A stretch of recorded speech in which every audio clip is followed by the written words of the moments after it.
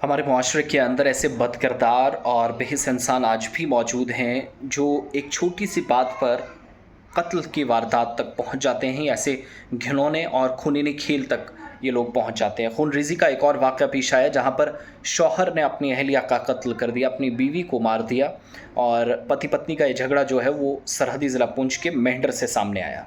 और मेंढर में होने वाले इस झगड़े में बात इतनी बिगड़ गई जो आप कह सकते हैं कि बहुत सारे लोग वो एक टर्म थी, मुझे एग्जैक्टली याद नहीं है, लेकिन ये कहना कि खुद ही अपने घरों के अंदर कवानीन बनाने लगते हैं, तो वो सिचुएशन यहाँ पर बनी। और मैं जो पुलिस ने कंफर्म कर दिया है वो मैं आपके सामने रखता चलूँ। बताया जाता है कि हथौड़ा मारकर इसको जान इसकी ली गई मेंढर के अंदर। और पुलिस की तरफ से जो कंफर्मेशन हुई है, गजनफर बी इसका नाम है, 55 साल इसकी उम्र है और ये जोजा है मोहम्मद खलील, अड़ी की रहने वाली हैं और एक घर में खून में लथपथ इनकी लाश मिलती है। तहकीकात शुरू हुई, मुबैना तौर पर इसके शौहर ने इस पर हथौड़ा मारकर कत्ल किया ये कहा जा रहा था। तहकीकात शुरू हुई, पुलिस ने अभी तक मामला दर्ज कर लिया और पता चला कि मुलजिम जो है जुर्म के हथियार समेत गिरफ्तार किया गया है। कुछ उसने ऐसी पुलिस कस्टडी में अभी तक बातें की हैं, कुछ चीज़ें निकल कर सामने आई हैं जिससे ये कम से कम साफ़ हो गया है कि he was the main accused behind this killing, because उसने मर्डर किया अपनी वाइफ का, अपनी अहलिया को मारा है। और पुलिस ने केस दर्ज करके तहकीकात भी शुरू कर दी हैं।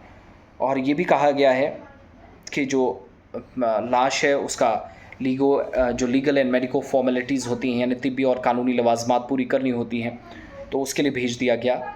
और वहाँ से उसके बाद वर्सा के हवाले हुई, फिर जाकर इस खातून की, गजनफर बी जिसका नाम है, इसकी तदफीन हो जाती है। ये तो रात की बात थी, लेकिन होता मामला यहाँ ये है कि मामला सिर्फ घर के अंदर था। जो हमारी जानकारी है, हमने मेंढर से कुछ लोगों से पूछा जो इनके आसपास हैं, कुछ पड़ोसियों से बात करने की कोशिश की, उनसे जब बात नहीं हुई, कुछ और सोर्सेज अपने लड़ाए, उन तक बात पहुँची तो पता चला कि ये काफ़ी टाइम से इनमें तू तड़ा में चलती रहती थी। लेकिन आज न जाने इस नौयत का ऐसा क्या हुआ कि अचानक जो शख्स काम में मसरूफ़ था उसकी अहलिया उसके साथ झगड़ा करती है। मामूली सी बात उस वक्त भी होती है और अचानक उसे हथौड़ा मारकर उसका कत्ल कर देता है। ये अभी तक बातें, बहरहाल पुलिस जो इसमें कंफर्म ये भी कर सकती है कि शायद ये कोई घरेलू मामला था या घरेलू तशद्दुद का मामला था, कुछ और चीज़ें थी, शादी ब्याह का कुछ मामला था, या फिर चूँकि इकॉनमिकली भी कई ऐसे केसेस आते हैं जिन पर पुलिस की तरफ से एक्शन किया जाता है या कार्रवाइयाँ की जाती हैं।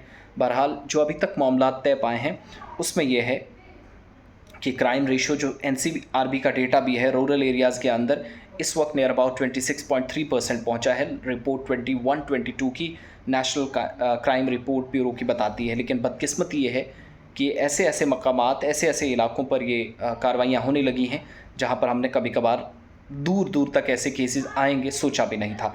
बहरहाल अच्छी बात यह है कि गजनफर बी 55 साल की जो हमारे बीच में नहीं रही, लेकिन मोहम्मद खलील उसका जो शौहर है वो गिरफ़्तार कर लिया गया है और शौहर ने बीवी का कत्ल किया, ये मुबैन तौर इल्ज़ामात थे। बहरहाल पुलिस के पास केस चला गया है और तहकीकात चल रही हैं। हथियार जिससे मारा गया है, जो हथौड़ा था, वो भी पुलिस के पास है।